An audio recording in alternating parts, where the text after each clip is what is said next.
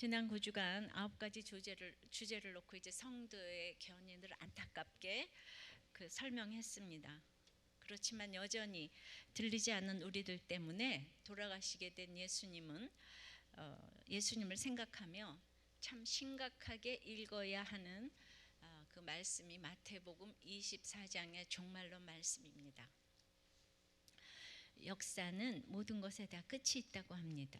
모든 개인과 도시와 국가에 종말이 있다고 외치고 있습니다.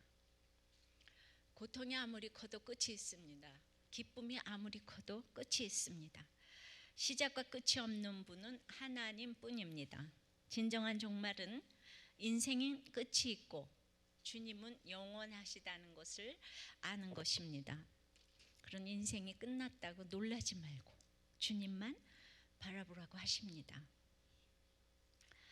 우리 인생의 사건은 끊임없이 옵니다. 믿음이 연약할 때도 오고 성숙할 때도 오고 육체적, 정신적, 영적인 사건들이 끊임없이 옵니다. 왜냐하면 이 땅은 천국의 적응 훈련 장소이기 때문입니다.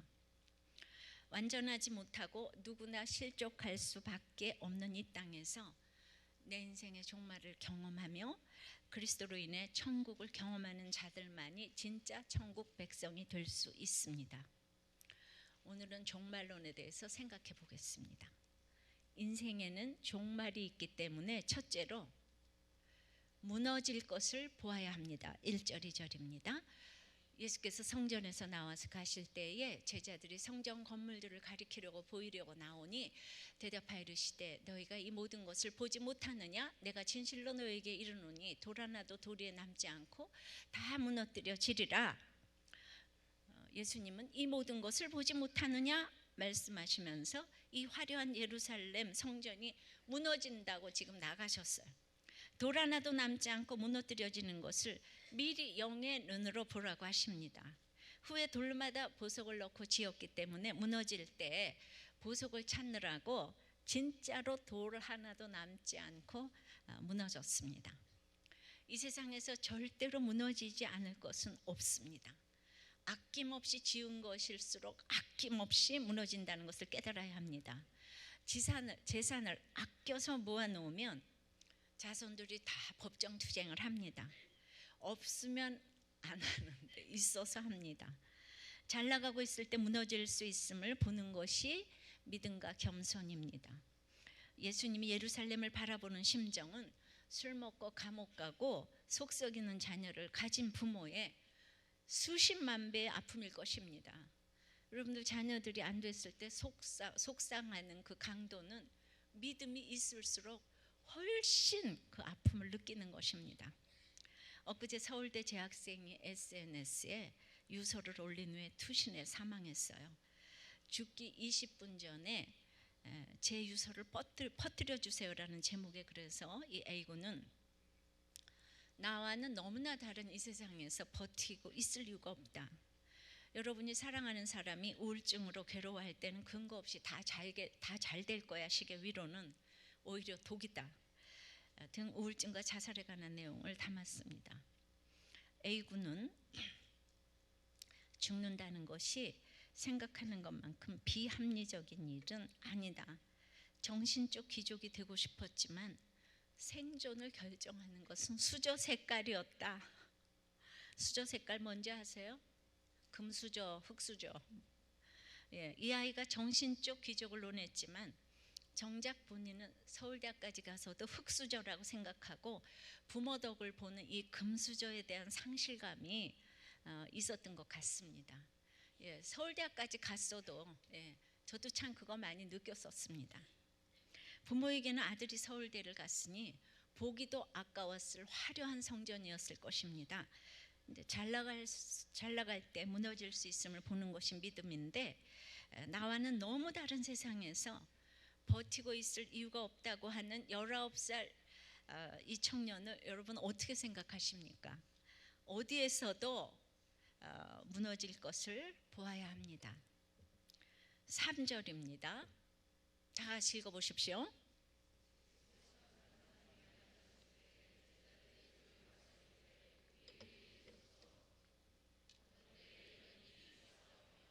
또 주의 임하신가 세상 끝에는 무슨 징조가 있사오리까. 예수님은 무너진다고 하시는데 제자들은 때와 징조에만 관심이 있습니다. 그 대단한 성전이 무너질 것 같지 않습니다. 여전히 예수가 없어도 선하고 계명 지켰다는 부자 청년을 구원의 모델로 삼습니다. 물론 1차적으로는 이것이 예루살렘 멸망이고 다음은 주님이 오시는 재림입니다. 초림과 재림은 멀리서 보면 겹쳐져서 똑같이 보입니다. 이상한 종말론자들은 날마다 몇 월 며칠 몇 시에 주님 온다고 이러면서 주님의 재림을 기다립니다. 이걸 종말론이라고 합니다. 4절 다시 읽겠습니다. 예수께서 대답하여 이르시되 너희가 사람의 미혹을 받지 않도록 주의하라. 많은 사람이 내 이름으로 와서 이르되 나는 그리스도라 하여 많은 사람을 미혹하리라. 화려한 성전이 절대 무너지지 않는다고 믿는 것처럼 우리도 적어도 우리도 교회가 이단에게는 안 간다고 해도 각자가 절대 무너지지 않는다고 생각한 그것에서 미혹받아 넘어집니다. 우리는 무너지지 않을 건강, 학벌, 돈과 지위를 절대적으로 믿고 살아갑니다. 그러다 암에 걸리고 입시에 실패하고 결혼에 실패하고 실직을 하면 미혹을 딱 받게 됩니다. 미혹은 어원상 죄로 이끄는 일, 신앙을 떠나게 하는 일입니다. 당시 유대 백성이 너무나도 이제 식민지에 살면서 이 세상 메시아를 간절히 구하니까 거짓 그리스도가 여기저기서 많이 일어났습니다. 지금도 전 세계에 거짓 그리스도가 300명쯤 있다고 하는데 이 작은 나라 한국에 그런 교주가 80명이 있다고 해요. 그러니까 우리나라가 천자의 나라 맞아요. 무서운 나라 맞아요. 그죠? 이 조그만 나라에 300명이 있는 적그리스도가 80명이 있대잖아. 그러니까 여기저기 진짜 얼마나 이단이 많은지 모릅니다. 앉으나 서나 이 세상에서 구원해줄 돈과 지위를 간절히 바라다가 이런 그런 적그리스도 같은 이단이 나타나면 그에게 돈도 몸도 다 내어주고 망합니다. 뭐든지 된다 그러죠. 이단에 가는 사람은 결국 자기 욕심 때문에 가는 것입니다. 자기 야망을 이루기 위해 십자가를 길로 놓지 않아도 된다고 하니까 이렇게 가는 겁니다. 한국 엄마들은 자녀가 서울대 간다고 하면 들키지만 않으면 어떠한 불법도 저지를 사람들입니다. 미혹을 받은 그것이 구세주가 됩니다. 어떤 사람은 돈이 구세주이고 어떤 사람은 예쁘게 해주는 그것이 구세주입니다. 그런데 다 예쁘고 다 건강하고 다 부자라면 그것이 유토피아겠습니까? 다 똑같으면 그것은 이미 유토피아가 아닙니다. 유물론이 평등을 부르짖어도 물질의 평등은 가난을 가져옵니다. 우리 북한을 봐도 알지요. 세상에서 성공하지 못하는 것이 평등입니다. 할렐루야. 아파도 복이고 건강해도 복이고 대학에 붙어도 복이고 떨어져도 복입니다. 주님만이 구세주라는 것을 알게 하기 위해서 환경이 다를 수밖에 없음을 인정해야 합니다. 주님은 십자가를 지고 계속 죽으시겠다고 하는데 거짓 구세주는 계속 살려주겠다고 합니다. 모두가 평등한데 네가 왜 그러고 살아? 이럽니다. 그러니까 성도는 자신이 변하기 위해 기도하고 미신은 하나님을 변화시키려고 기도하는 것입니다. 내 욕심과 야망 때문에 미혹받는 부분에 대해 안타까이 기도하며 우리의 무너진 데서 오직 그리스도를 볼 수 있기를 간절히 소원합니다. 적용해 보십시오. 절대 무너지지 않을 것이라고 생각했던 것이 있습니까? 그래서 때와 징조에만 너무 관심을 보이고 있습니까? 내가 아직도 절대로 포기하지 못해서 미혹받는 부분은 무엇입니까? 현재 나의 구세주는 무엇입니까? 자, 종말론 두 번째는 종말은 있어야 할 일이라는 것입니다. 6절부터 8절까지입니다. 난리와 난리 소문을 듣겠으나 너희는 삼가 두려워하지 말라. 이런 일이 다 같이 있어야 하되 아직 끝은 아니니라. 민족이 민족을 나라가 나라를 대적하여 일어나겠고 곳곳에 기근과 지진이 있으리니 이 모든 것은 재난의 시작이라. 무너질 때 난리 소문을 듣겠지만 두려워하지 말라고 하십니다. 왜냐하면 이런 일이 반드시 있어야 하는 일이라고 하십니다. 고종은 명성황후가 시해된 후 극도의 두려움 속에 살았다고 해요. 궁전이라는 최고의 환경에서 살았지만 그곳은 창살 없는 감옥일 뿐이었습니다. 측근 신하조차 믿지 못하고 음식도 독이 들었을까 봐 제대로 먹지 못했으며 불면에 밤을 보낸 적이 한두 번이 아니었다고 해요. 그래서 심지어 러시아 공사 웨베르와 선교사 언더우드가 자물쇠를 채운 철가방에 음식을 담아 교대로 궁궐에 나르기까지 했다고 합니다. 또 밤마다 언더우드, 헐버트, 아펜셀러 등이 돌아가면서 고종의 옆을 지켰답니다. 그러나 환경이 두려움을 물리쳐주지는 못했어요. 궁전 같은 환경보다 더욱 중요한 것은 살아가는 태도입니다. 우리를 세우시기 위해 난리가 왔는데 준비가 안 된 우리는 소문만 들어도 너무나 두렵습니다. 무섭습니다. 그러나 준비된 사람에게는 어떤 난리의 소문이라도 반드시 있어야 될 일이라고 듣게 하십니다. 문자적으로 세계 처처에서 기근과 지진이 일어납니다. 민심도 흉흉해졌습니다. 그런데 주님은 이 난리가 있어야 한다고 하십니다. 오늘 있어야 하되 있으리니 그러시니까 있어야 하는 일이구나 이러시면 돼요. 성경에서 그렇게 얘기하잖아요. 있어야 하는 일이구나. 난리 소문을 들어도, 즉 망하는 소문을 들어도 있어야 하는 일이기에 주님은 자신 있게 두려워 말라고 하시는 것입니다. 그리고 아직 끝도 아니라고 하세요. 이거는 시작이라고 하세요. 어떤 재앙도 있어야 될 일이라고 생각하면 육의 종말로 인해 영이 세워지기 시작하는 것입니다. 즉 구원이 시작되는 것입니다. 나라의 전쟁만 전쟁이겠습니까? 결혼 생활을 포기하고 싶은 유혹을 받을 때 우리가 믿기 쉬운 거짓말은 이 관계는 해결책이 없다는 거짓말입니다. 이혼만이 유일한 탈출구라고 해요. 사람들은 이 거짓말을 끊임없이 묵상하고 생각하다가 우린 끝났어, 다 식었어. 그래서 이혼으로 이어지고 더 두렵고 힘드니까 자살을 하기도 합니다. 내가 자랑하는 남편이 또 내가 자랑하는 자녀가 이렇게 바람을 피거나 가출을 했다면 이 일이 나의 거룩을 위해서 있어야 하는 일이구나 생각하면 오늘 잘 들으세요. 거기서부터 하나님이 시작하실 텐데 이 일이 결코 끝이 아닌데 막 두려워하면서 다들 끝이라고 외쳐댑니다. 전쟁도 이런 전쟁이 없습니다. 세계 처처의 기근과 지진은 두렵지 않아도 나한테 오는 사건은 막 통곡을 하고 두려워합니다. 왜 두려워합니까? 이혼을 해도 돈 없어서 굶을까 봐 두렵고, 자식이 공부 못해도 나중에 못 살까 봐 두렵습니다. 하나님이 허락하신 있어야 할 일로 여기지 않고 무조건 내 중심으로 생각하니까 두려움이 엄습합니다. 그러나 다른 모든 사건이 나와 상관이 있는 사람은 나에게 어떤 사건이 오더라도 있어야 될 일이구나 이럽니다. 있어야 될 일이구나. 오늘 제일 키워드 핵심 단어는 있어야 될 일이구나. 다 같이 한번 외쳐보세요. 여기서만 그러지 말고 집에 가서도 하세요. 적용해 보세요. 여러분이 당하고 있는 아픔이 있어야 될 일이라고 인정하십니까? 자, 꼭 인정하시면 다시 있어야 될 일이라고 인정하십니까? 더 크게 꼭 적용하시기 바랍니다. 자, 세 번째, 종말론 세 번째는 종말이 오면 사랑이 식어집니다. 난리의 소문 그리고 기근과 지진 때문에 환란이 시작되면 이 과정에서 시험에 빠져서 서로 죽이고 미워하고 넘겨주고 배신을 당하고 관계가 깨어집니다. 당연히 그렇지 않겠습니까? 9절 10절입니다.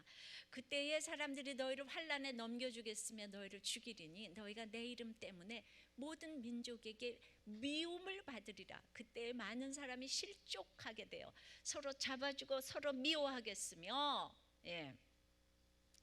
이렇게 난리가 나면 미움을 받을 것이라고 했어요. 그러니까 성경을 차례대로 읽는 건 얼마나 능력인지 몰라요. 만일 이제 시집을 갔는데 시댁에 부도가 났다고 해봅시다. 그래서 시부모님이 네가 잘못 들어와서 우리 집안이 망했다고 이러면은 다 같이 어떻게 해야 되죠? 와요, 요즘 복습이 잘 됐어요. 있어야 될 일이구나. 여기면 되는데. 아니 왜 나 때문이야? 사업이 잘못된 게 왜 나 때문에? 내가 무슨 상관이야? 내가 사업을 했어, 결제를 했어, 뭘 했어? 그래서 미움을 그냥 고스란히 다 받으면서 이 시댁을 미워하기 시작하면 그것이 그냥 이 상처가 돼서 독이 돼가지고 나를 아주 추하게 만듭니다. 그 집을 구원하기 위해서 부도가 났으므로 예수님을 위해 미움을 받아내야 합니다. 난리가 나고 지진과 기근이 있을 때 예수님의 이름 때문에 미움받는 한 사람이 꼭 있어야 합니다. 그 환난당한 사람이 예수의 이름을 위해 미움받을 수 있도록 그래서 도와주는 공동체가 필요합니다. 혼자서는 이 미움을 받아내기가 아주 어렵습니다. 예수의 이름을 위해 미움받는 우리에게 리더십이 생깁니다. 내가 왜 미움을 받느냐고 따지지 않고 예수의 이름을 위하여 미움을 받을 때 우리의 끝난 것 같은 종말의 사건이 구원의 사건으로 시작이 되고 이어집니다. 나눔입니다. 나보다 더 나를 잘 아신다는 주님이 내가 외로운 걸 싫어하는데 나를 왜 외롭게 하시는가? 고난은 축복이 아니고 고통일 뿐이다. 교통사고로 허리 통증을 앓고 있는 재혼한 남편이 이혼을 요구했고 데리고 들어간 딸은 카드 절도에 가출까지 했다.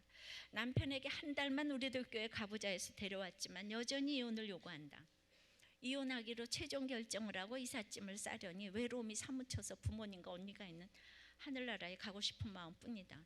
남편 대신 딸이라도 내 옆에 있으면 좋으련만 아무도 내 옆에 있기를 싫어한다. 하나님은 왜 다른 사람만 사랑하시는가? 왜 나는 사랑하지 않으시는가? 몸은 자꾸 아프고 내 곁에는 아무도 없다. 이 모든 게 하나님의 계획이실까? 정말 모르겠다. 하나님의 사랑은 다 어디로 갔을까? 주님 사랑을 주세요. 주님 사랑이 너무 고파요. 여러분, 외로워서 결혼하면 안 됩니다. 내가 배우자를 도울 수 있을 때 결혼해야 합니다. 여러분, 이거 참 앞뒤가 굉장히 큰 차이가 있는 것입니다. 외로워서 결혼하면 너무나 매력이 없습니다. 자기가 준비되어져야 합니다.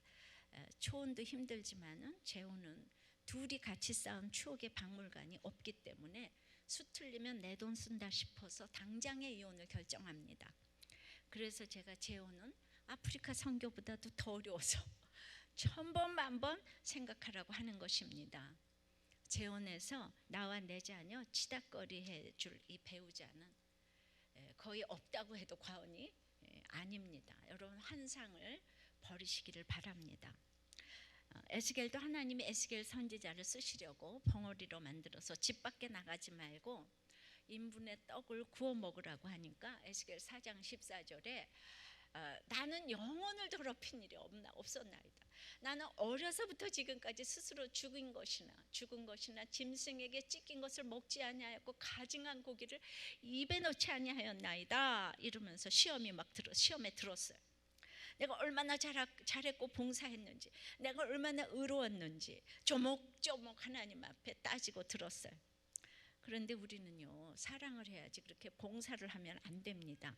예수 이름을 위해 미움을 받아야 상처가 안 됩니다. 내가 왜 이런 결혼을 해서 시련을 겪나하지 말고 이게 있어야 하는 일이구나 하고 시작이라고 해석해야 합니다. 에스겔서는 48장까지인데 이제 겨우 4장 왔어요. 행함이 많이 있는 것 같아도 에스겔도 키워가시고 메시지도 키워가신다고 했습니다. 에스겔을 벙어리로 만들어 집 밖에도 못 나가게 하며 그런 훈련을 시키십니다.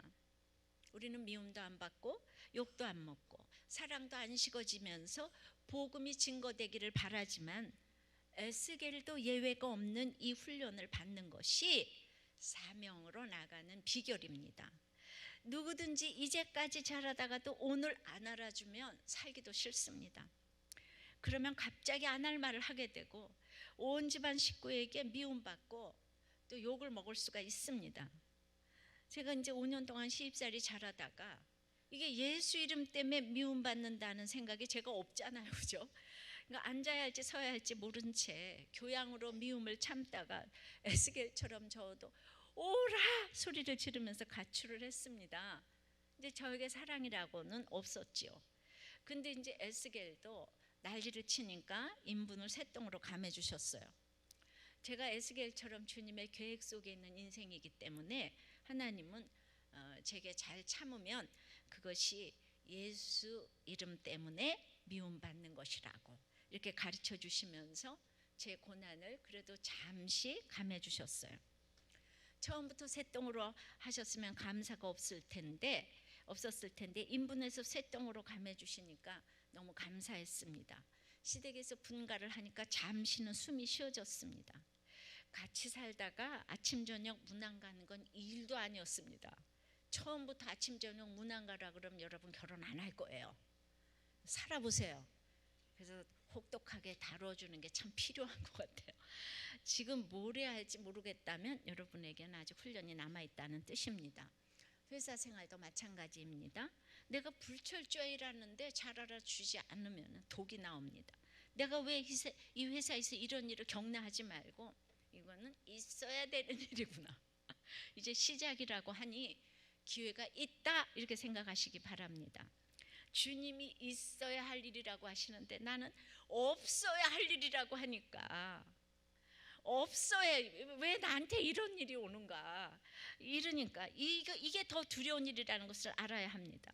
밤낮 고생 끝 행복 시작 이런 생각 좀 버리시고 이것이 내가 있어야 할 일이구나 라고 생각하는 것이 훨씬 더 자유하는 것입니다. 미움을 오직 예수 이름 때문에만 받아야 합니다. 누가 미워해도 내가 물 가운데로 들어가도 불 가운데로 들어가도 사르지 않고 침몰치 않는 것을 보여주어야 하는 사명이 있는데 내가 미워하고 있으니까 불사람을 당하고 침몰해서 사람이 상처가 있는 대로 나가지고 취해지는 거예요. 불사람을 당하고 이제 침몰하니까 그저 그 흔적이 남아있잖아요. 종말이 올 때 사실은 두려워해야 할 일이 있습니다. 내가 예수 이름 때문에 미움받는 것이 아니라 나의 악 때문에 미움받는다면 이걸 두려워해야 합니다. 난 용서 못해. 복수할 거야. 이게 자기의 악 때문에 미움받는 거예요. 자, 남편이 바람을 피고 있다면은 부인에게는 당연히 사랑이 식지 않겠습니까? 당신을 나는 이제 사랑하지 않아. 이런 말에 놀라지 마세요. 자기도 모르고 그런 얘기를 하니까 우리의 종말은 그 사랑이 식어지는 데서부터 시작한다 이거예요. 당연히 있어야 할 일인 거예요. 남편의 사랑이 식어지는 일은 당연히 있어야 되는 일인 거예요. 왜냐하면 여자한테는 그것이 최고의 우상이니까. 예, 남자는 일이 없어야지 이제 그때부터 그게 당연히 있어야 될 일이에요. 이 땅에서의 사랑이 식어지는 것을 경험해야 주님의 사랑이 시작됩니다. 이것이 인생의 종말이 와야 예수님의 진짜 종말이 시작된다는 그 얘기를 하는 것입니다. 이해되십니까? 뭘 또 이해가 되겠어요? 머리로만. 그러나 우린 그 정도까지 못 가고 막 두려워합니다. 그래서 거짓 선지자들이 나타나고 불법이 성행합니다. 11절 12절이에요. 거짓 선지자가 많이 일어나 많은 사람을 미혹하겠으며 불법이 성함으로 많은 사람의 사랑이 식어지리라. 욕을 먹으면서 내 자신에 대해서는 아무것도 할 수 없는 것을 깨닫고 주님이 점점 왕노릇하기 위해서 말씀을 제대로 봐야 하는데 말씀을 혼잡게 하는 것에 이렇게 넘어가고 싶은 마음이 있어요. 노후가 걱정인데 자녀들이 공부도 못하고 있으면 내 자신을 생각하며 있어야 하는 일이구나 해야 되는데 내 자신의 거룩을 위해서 있어야 하는 일이구나. 내가 너무나 자녀를 바라고 있으니까 남편을 바라고 있으니까 이게 있어야 하는 일이구나 생각해야 되는 자녀를 미워하느라고 정신을 못 차리고 남편 미워하느라고 정신을 못 차리고 자녀가 학교만 좋은 데 붙는다면 불법을 행하며 힘든 것을 핑계로 입시복음, 건강복음, 사업복음, 사랑 타령 복음에 거짓 선지자의 미혹에 합리화를 하면서 넘어가는 것인 거예요. 자녀를 위한다고 불법을 행하면 결국은 진리가 아니기 때문에 진리인 사랑이 식어질 수밖에 없습니다. 이것은 참으로 무서운 결과를 가져올 수밖에 없습니다. 사랑이 식어지는 곳에는 파멸밖에 없습니다. 값싼 구원을 조심해야 합니다. 어디에서나 값싼 구원이 기다리고 미혹을 합니다. 사랑의 희생을 치르지 않으면 안 됩니다. 사랑이 식으면 전하지도 못하고, 전하지 못하는 사람은 사랑이 식어집니다. 그러나 내가 미울 때 거짓 선지자가 많이 일어나서 많은 사람을 미혹해 하리라는 말씀처럼 많은 사람들이 거짓 그 선지자의 말에 너무 속고 싶은 거예요. 자, 콜로르 브라질 대통령의 동생이 그 90년대 초반에 형의 스캔들을 모아서 책을 냈어요. 대통령 동생이 대통령의 비리를 고발해서 우리 형이 마약을 했고 형수는 바람을 폈고 영부인인데 또 포악했고 구타를 했고 창녀를 찾았고, 그러니까 안 그래도 지금 이 사람이 부정부패로 지금 스캔들에 휘말리고 있는데 아주 이 책까지 보태줘서 사임을 했습니다. 이 가정은 얼마나 정치 명분가였는지 몰라요. 그리고 브라질의 케네디라고 하는 아주 그냥 배우 같은 외모를 가지고 있는 완벽한 조건을 가지고 있는 금수저였는데 이렇게 추악하게 무너졌습니다. 그곳에는 부인과의 사랑도 없었고 형제 간의 사랑도 없었습니다. 여러분 이런 게 부러우십니까? 복음을 전하지 않으면서 가족 사랑이 됩니까? 그런 사랑은 돈 떨어지고 지위 떨어지고 환경이 바뀌면 식고 맙니다. 아웅산 수치여서도 30년 동안 갇혀 있다가 지금 이제 정권을 잡았어요. 아주 권위적이라는 얘기가 나오기 시작합니다. 참 인생이 참 별 인생이 없습니다. 누구도 그 환경에 가면 장담할 사람이 없습니다. 복음을 전하고 희생을 치르고 남들을 도와주는 사랑만이 영원합니다. 내 식구밖에 모르는 사람은 그것도 이기적인 정욕이기 때문에 결국은 반드시 난리의 소문을 듣게 됩니다. 당신이 어떻게 그럴 수 있느냐는 일이 오게 됩니다. 그래서 내 가족을 도리어 버리고 버림당하는 일이 일어납니다. 사람은요, 사랑을 할 수도 만들 수도 지을 수도 없기 때문입니다. 그것은 정욕이기 때문입니다. 그런데 이 모든 일도 있어야 될 일이라고 합니다. 적용해 보세요. 오늘 여러분을 두렵게 하는 것은 무엇입니까? 그 두려운 문제들 앞에서 여러분은 어떻게 하십니까? 없는 척하고 무시하려고 애씁니까? 술이나 한 잔 먹고 머리를 흔들어대는 게 대책입니까? 친구와 수다를 떱니까? 쇼핑을 가십니까? 여행을 가십니까? 돈이 있어야 가죠. 안 됐습니다. 거짓 선지자에게 미혹당하여서 불법을 저지른 적은 없습니까? 거짓 선지자는 결국에 가서는 꼭 불법을 행하게 인도를 합니다. 가정을 깨게 합니다. 이걸 알아야 합니다.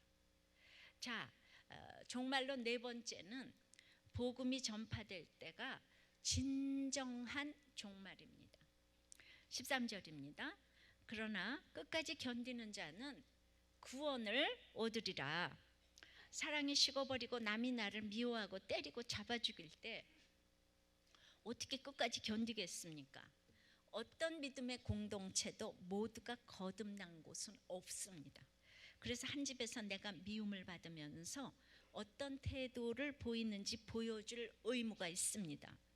부도나고 실직하고 바람을 피울 때 내가 보여줘야 할 얼굴이 있습니다. 나를 미워할 때 이를 악물고 견디면 이만 빠집니다. 이를 악물고 견디는지 구원을 얻으리라는 약속을 붙잡고 견디는지 상대방이 다 합니다. 영적 진실성의 결과는 인내라고 했습니다. 견디고 인내하는 것을 못하면 구원이 이루어지지 않습니다. 예수님이 성경대로 사시다 고난당해 죽으시고 부활하신 것을 믿지 못하니까 불법에 미혹당합니다. 하나님의 법 외에 돈도 많고 지식도 많고 권세도 많아서 복음이 들어갈 수가 없습니다. 견디되 끝까지가 중요합니다. 제가 이제 기도원 가서 살림나게 해달라고 기도하지 않고 끝까지 사랑받는 아내와 며느리와 엄마가 되게 해달라고 기도했습니다. 그런데 정말 그때는 상상도 못하게 제가 살림을 나게 되었어요. 쫓겨날 줄 알았는데 너무 놀랐습니다. 여러분들 이 세상 사람 다 사랑해도 우리 시어머니만은 안 돼, 우리 남편만은 안 돼, 우리 장모만은 안 돼. 그런다면 그 어머니와 남편과 끝까지 내가 사랑하겠다고 결심해 보세요. 그러면 따로 살게 되는 기적이 일어날 수도 있어요. 그러나 이 세상 사람 다 사랑해도 그 인간만은 안 돼. 그러면 죽을 때까지 그 인간하고 사는 수가 있습니다. 기도를 거꾸로 해보세요. 정말 죽고자 하는 자는 살고 살고자 하는 자는 죽습니다. 이를 악물고 견디지 말고 구원 때문에 인내하시기 바랍니다. 14절입니다. 이 천국 복음이 모든 민족에게 증언되기 위하여 온 세상에 전파되리니 그제야 끝이 오리라. 자, 천국 복음이 전파되는 게 끝이라고 합니다. 끝은 남편이 돌아오고 자녀가 잘 되는 게 끝이 아니고, 사랑이 내게 오는 게 끝이 아니고, 복음이 전파되는 게 끝이래요. 우리의 고난은 천국 복음이 전파되기 전에는 끝이 아닙니다. 천국 복음이 전파되기 위해서 우리에게 사명을 주셨습니다. 이혼하라고, 다 끝내고 헤어지고 자살하라고 난리와 기근과 지진을 주신 것이 아닙니다. 천국 복음이 전파되기 위해서 실직과 질병과 사랑이 식어지는 일들이 온 것입니다. 난리로 고난이 시작됐어도 그 고난을 통해 온 가족이 예수를 믿게 되면 그것이 고난의 끝입니다. 왜 천국 복음이 모든 민족에게 증거되어야 합니까? 복음이 능력이기 때문입니다. 하나님은 아이라서 말할 줄 모른다는 예레미야에게 이렇게 말씀을 하셨어요.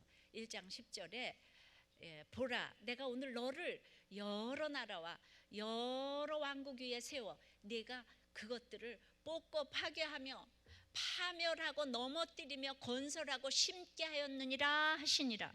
망해가는 나라에 보잘것 없는 아이 선지자인 예레미야에게 어떻게 왕국과 여러 나라 중에서 뽑고 파괴하고 파멸하고 넘어뜨리는 세상에 이런 능력이 있을 수가 있겠습니까? 그것은 말씀의 능력입니다. 우리에게 종말을 알게 하기 위해서 먼저 뽑고 파괴하며 파멸하고 넘어뜨리며 이런 무너지는 난리가 있어야 하는 일이라고 하십니다. 그래야 건설하고 심을 수가 있다는 거예요. 건설하고 심기 위해서 앞에 4가지나 뽑고 파괴하고 파멸하며 넘어뜨리는 이런 일들이 있어야지 나중에 2가지 건설하며 심는 일이 일어날 수 있다는 것이에요. 그래서 육이 무너지지 않으면 영으로 건설할 수가 없습니다. 시작도 못합니다. 그래서 육의 무너짐이 먼저 있어야 할 일인 것입니다. 우리는 사명을 가진 이 땅의 그리스도인입니다. 하나님은 예레미야를 알았다 하시고 구별했다 하셨습니다. 그리고 열방의 선지자로 세워 말씀을 그의 입에 두셨습니다. 그리고 명하십니다. 누구에게든지 보내는 곳으로 가라. 무엇을 명령하든지 말하라. 그것이 우리에게 주신 사명입니다. 폭풍우가 몰아친 다음 날 운전을 하고 가는데 신호등이 쓰러져 있습니다. 그냥 지나치려고 하는데 쓰러진 신호등에서 빨간불이 들어옵니다. 가야 합니까? 서야 합니까? 나도 모르게 섰는데 조금 있다가 파란불이 들어왔습니다. 그제야 갔습니다. 넘어진 신호등은 누워서도 사명을 다합니다. 우리는 병이 걸리고 실직을 해도 사명을 다할 수 있습니다. 또 이혼을 해도 사명을 다할 수 있습니다. 여러분은 사명을 위해 무엇을 합니까? 시작은 온 난리였지만 고난당하다 온 가족이 예수 믿으면 그때 죽어도 됩니다. 그런데 아직까지 우리 집안에 복음이 전파되지 않았으면 죽을 수도 없습니다. 아직 끝이 오지 않았습니다. 나 죽으면 누가 이 역할을 합니까? 누가 미움받을 때 독이 없는 얼굴을 보이겠습니까? 그런데 부도나고 바람 피운다고 이혼하면 말이 됩니까? 복음을 전할 너무 좋은 얼굴을 주셨는데 나 죽으면 그 얼굴 누가 하고 있어요? 할렐루야 놀렐루야. 이렇게 나를 괴롭히는 가운데서 이 독이 없는 얼굴을 할 사람이 한 사람 있어야 되잖아요. 있어야 되잖아요. 있어야 되는 일이래잖아요. 예. 그러니까 미움받는 일이 있어야 되면 독이 없는 얼굴을 할 사람도 있어야 된다 이거예요. 예레미야 1장 10절의 말씀처럼 건설하고 심기 위해서는 예수 그리스도가 내 인생에 우뚝 서기 위해, 내 가정이 우뚝 서기 위해 성전의 무너짐은 일어나야 할 일인 것입니다. 내가 심기기 위해, 우리 가정을 건설하기 위해 끝까지 견뎌야 할 일이 무엇입니까? 견뎌야 천국 복음이 전파됩니다.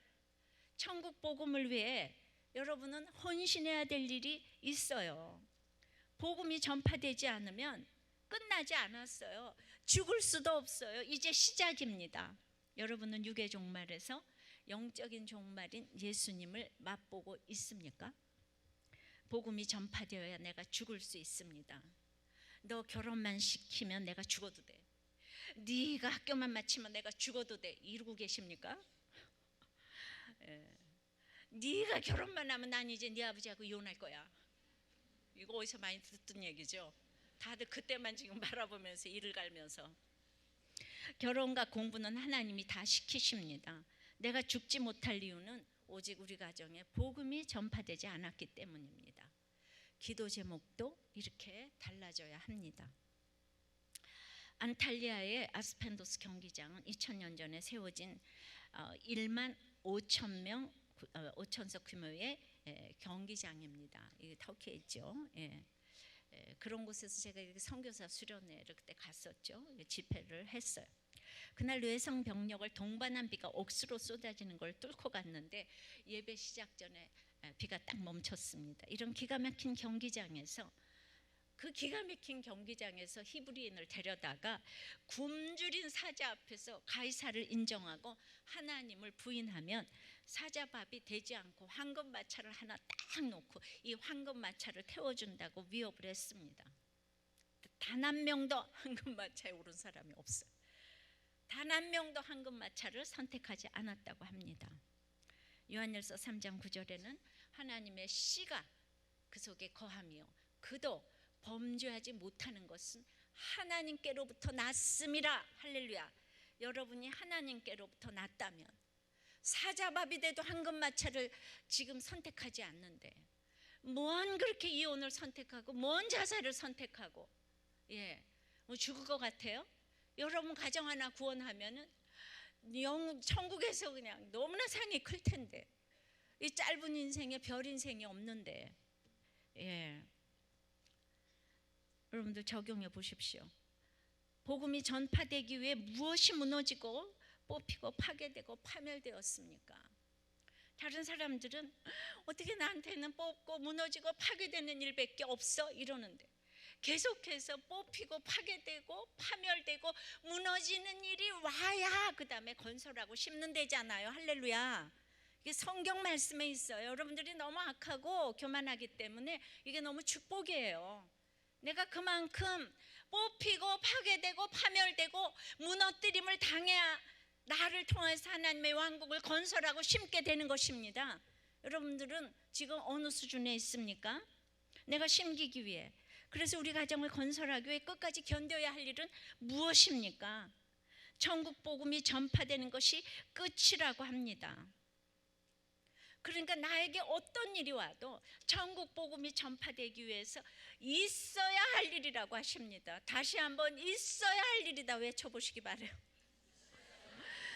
그러니까 회사나 집이나 그냥 가정 모두에게서 욕을 먹고 때림을 받고 그냥 뭐 음해를 당하고 음모를 당해도 다 같이 있어야 되는 일이구나. 이게 너무 크게 하지 말고 있어야 되는 일이구나. 다시 자기한테 속삭여 보세요. 이거 여기서만 하지 말고 죽을 때까지 하세요. 인생이 별 인생이 없어요. 그냥 우리는 하나님의 원칙대로 살면 돼요.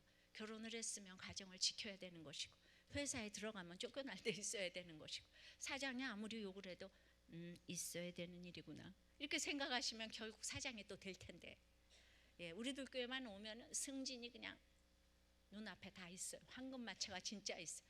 여러분들이 있어야 되는 일로 여기시면은 사실은 안 되는 일이 없잖아요.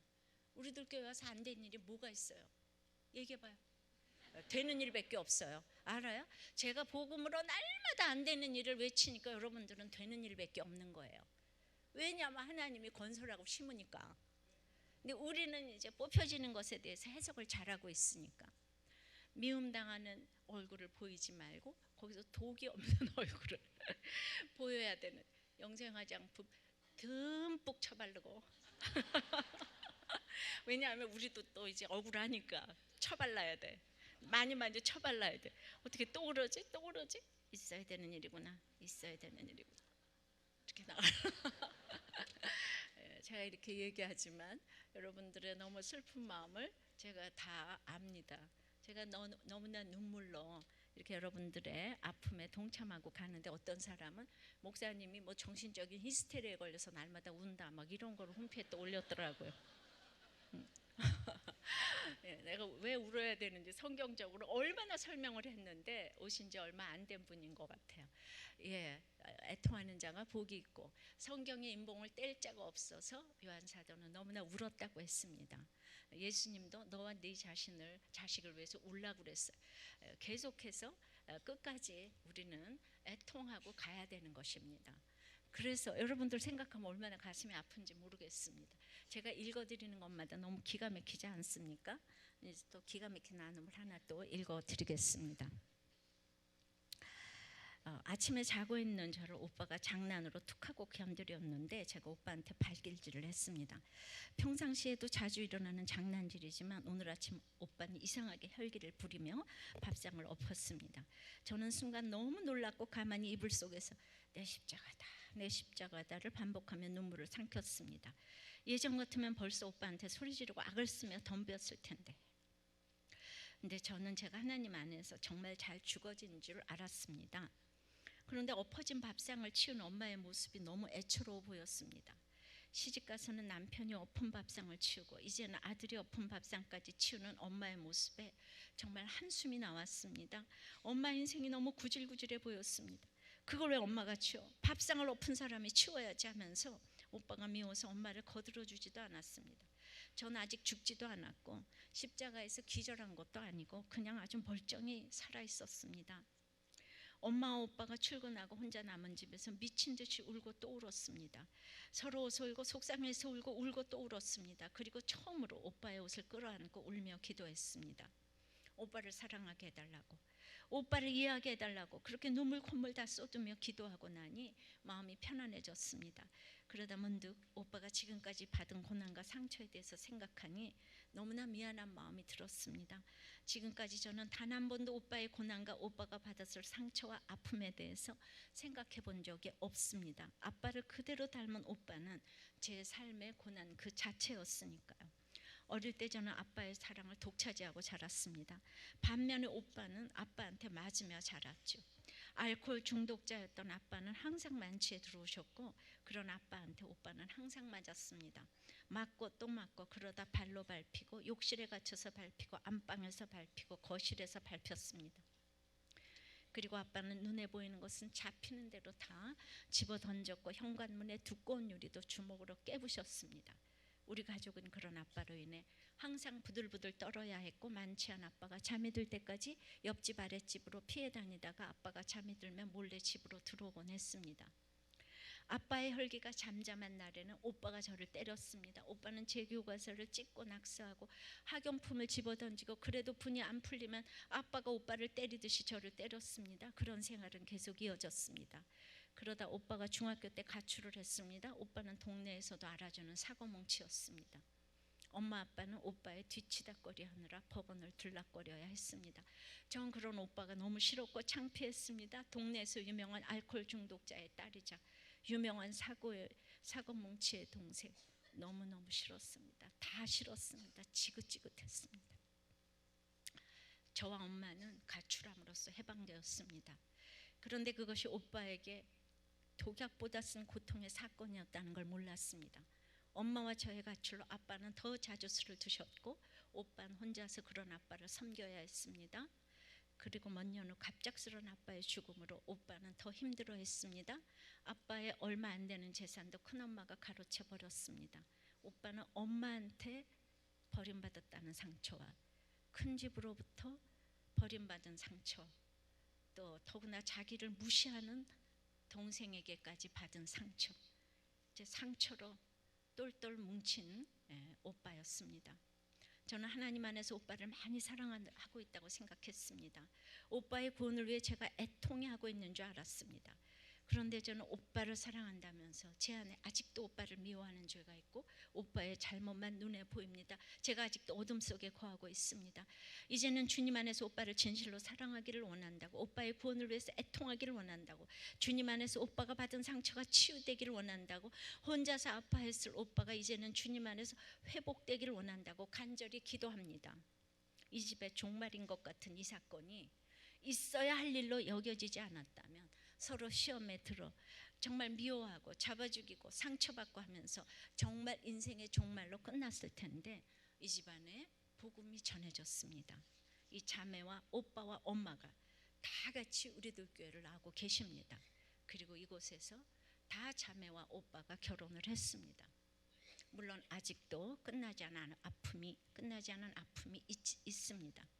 그래도 대단한 집에 아직도 복음이 전해지지 않고 있는데, 이런 기가 막힌 주님의 도움이 없이는 한시도 살 수 없는 이 집안에 복음이 전해졌으니 이제 영적인 종말인 예수님을 맛보고 있다고 생각합니다. 감사하지 않습니까? 집집마다 죽어가는 이 삶에서 이 복음이 들어가는 거예요. 정말 이 사건을 해석하는 거예요. 이게 나와 무슨 상관인가 한다면 악한 것입니다. 미움 혼자 받아서 혼자 상처를 뽐내고 있는 것입니다. 예수 이름 때문에 미움을 받으시면 이제 영적인 종말로 들어가서 예수님과 더불어 사는 삶이 시작될 줄을 믿습니다. 말씀 맺겠습니다. 종말은 반드시 옵니다. 이 세상 어떤 성공에도 무너짐을 볼 수 있어야 합니다. 그러나 있어야 할 일이라고 합니다. 두려워 말라고 합니다. 미혹받지 말라고 하십니다. 내 인생의 종말적인 사건에서 사랑이 식어지는 것은 영적인 종말로 가는 과정이라고 하십니다. 천국 복음이 전파되는 것이 끝이고 진정한 종말이라고 하십니다. 여러분들은 아무것도 두려워 말고 있어야 하는 일로 여기시기를 바랍니다. 찬양하고 기도합니다. 이 말씀을 기억하시면서 찬양하겠습니다. 아무것도 두려워 말라.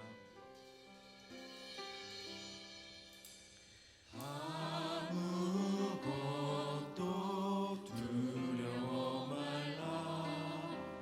주 나의 하나님이 지켜주시네. 놀라지 마라. 겁내지 마라. 주님 나를 지켜주시네. 다시 한번 찬양하겠습니다. 아무것도 두려워 말라. 주 나의 하나님이 지켜주시네. 놀라지 마라. 겁내지 마라. 주님 나를 지켜주시네. 내 맘이 힘에 겨워 지칠지라도, 내 맘이 힘에 겨워 지칠지라도 주님 나를 지켜주시네. 세상의 험한 풍파 몰아칠 때도, 세상의 험한 풍파 몰아칠 때도 주님 나를 지켜주시네. 주님은 나의 산성, 주님은 나의 산성, 주님은 나의 용, 주님은 나의 소망 되십니다. 주님은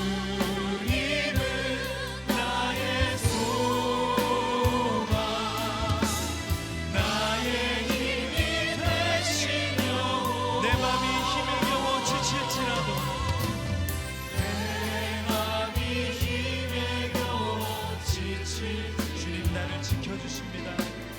주님 나를 지켜주시네. 세상의 험한 풍파, 세상의 험한 풍파 몰아칠 때도 주님 나를 지켜주시네. 주님은 나의 산성, 주님은 나의 산성, 주님은 나의 요, 주님은 나의 소망 되십니다. 주님은 나의 소망, 나의 힘이 되시. 우리 두 손을 높이 들고 주님은 나의 산성, 주님은 나의 산성, 주님은 나의 요새, 주님은 나의 소망, 나의 힘이 되신 여호와. 어떤 것도 이제 무너짐을 정말 볼 수 있는 영의 눈을 달라고 기도하시고, 이렇게 난리가 나면 다 시험에 빠져서 잡아주고 미워한다고 합니다. 그런 일이 오면 당연히 있어야 될 일로 여기게 해달라고 기도하시고, 복음이 전파될 때까지 예수의 이름으로 미움 잘 받게 해달라고 기도하시고, 이 미움 가운데서 상처가 독이 되어 취해지지 않도록 주님 복음이 전파될 수 있도록 잘 예수 믿는 얼굴로 갈 수 있도록 내 한 사람이 그 역할을 하게 해달라고 다 같이 기도하겠습니다. 아버지 하나님, 이 땅에 종말이 몇월 며칠 몇 시가 아니라 아버지 하나님, 어떤 성공하고 있는 것에도 무너짐을 보라고 하십니다. 제자들처럼 어떻게 저 화려한 성전이 무너질 수 있겠는가 하면서 우리 가운데는 정말 끊임없이 이 땅에서 잘 되는 것, 그것에 대한 소망이 있습니다. 주님이 몰라서 아버지 하나님 이 화려한 성전이 무너지겠다고 하시겠습니까? 주님, 우리에게는 하나님께서 나를 너무나 사랑하셔서 뽑고 파괴하고 파멸하며 아버지 하나님 넘어뜨리는 일이 와야 나를 건설하고 심는다고 하십니다. 이 뽑고 파괴하고 파멸하며 넘어뜨리는 일 가운데 우리가 너무나 시험에 들어서 너무나 두려워서 아버지 하나님 미혹받을 일이 너무나 많이 있는 것을 고백하지 않을 수가 없습니다. 그러나 그럴 때에 내 이름 때문에 미움을 받고 상처가 되고 독이 되어서 취해지는 얼굴을 보지 말고 예수 이름 때문에 그 독이 없는 얼굴을 보여야 할 한 사람이 바로 너라고 하십니다. 아멘. 복음이 전파되기 전까지는, 그러므로 우리는 죽을 수도 없고 이혼할 수도 없다는 것을 알기를 원합니다. 복음이 전파되는 것이 우리의 결론인 줄 알지만 미움받기도 이제 너무 지쳤고 힘이 듭니다. 언제까지 가야지 복음이 전파될지 꼭 기약이 없는 것 같은 아버지 하나님, 이런 어두움에 빠져있는 우리가 있다면 아버지 하나님 결코 그렇지 않습니다. 하나님 나라는 내가 이미 독이 없는 얼굴로 모든 사람들에게 아버지 하나님 예수 믿는 그 얼굴로 보여줘야 될 책임이 있고, 억지로는 그런 표정이 나오지도 않을 뿐더러 이 일이 나의 거룩을 위해서 있어야 하는 일이구나, 있어야 하는 일이구나. 아멘. 나의 거룩을 위해서 남편이 수고를 하고 아내가 수고를 하고 자녀가 수고를 하고 회사가 수고를 하며 건강히 수고를 한다는 사실을 입으로 인정하고 마음으로 인정하기를 원합니다. 나의 육이 무너짐으로 이제 영의 아버지 하나님 성전이 세워지는 것을 감사하는 저희들 되게 도와주시옵소서. 아멘. 우리가 너무 힘들고 지치지만 하나님께서 오늘 이게 있어야 되는 일이라고 하시오니 이제 복음이 전파되기 전까지는 죽을 수도 없고 이혼할 수 없다는 아멘. 것을 알며 아버지 하나님 참으로 이제 진정한 주님께서 말씀하시는 종말로 내 인생을 살 수 있도록 은혜를 내려 주시옵소서. 아멘. 말씀으로 내 인생을 해석하고 갈 수 있도록 역사하여 주시옵소서. 아멘. 예수님 이름으로 기도하옵나이다. 아멘.